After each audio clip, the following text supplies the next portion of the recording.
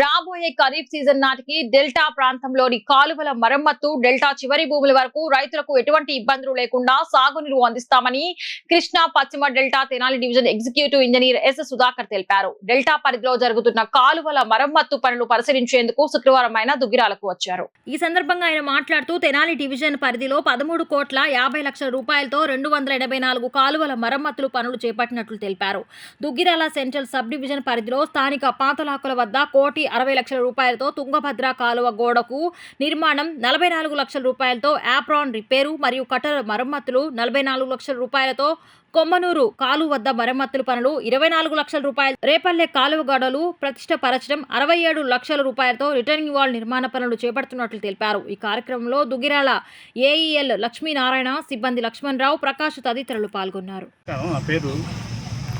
నా పేరు Sudhakar, executive engineer కేడబ్ల్యూ Tenali.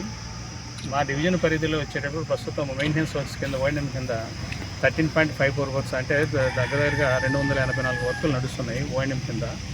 అదేవిధంగా కొన్ని మంగళగిరి కాన్స్టిట్యూన్సీ కింద ఒక 4 కోట్ల వరకు రేవేంద్రపాడు అండ్ దుగ్గిరాల ఆకుల దగ్గర కొన్ని వర్కులు నడుస్తున్నాయి. వీటిని ఈరోజు చూడడానికని రావడం జరిగింది. ఇన్స్పెక్షన్ చేయడం జరుగుతుంది. ఇది తొందరగా ఈ మంత్ ఎండింగ్లో కంప్లీట్ చేయడానికి ప్రయత్నం చేస్తున్నాం. ఈ వర్కులన్నీ కూడా ఈ నెలాఖరులోపు సాధ్యమైనంత త్వరగా కంప్లీట్ చేసి రైతులకు ఇబ్బంది లేకుండా చూసుకుంటామని చెప్తున్నాం.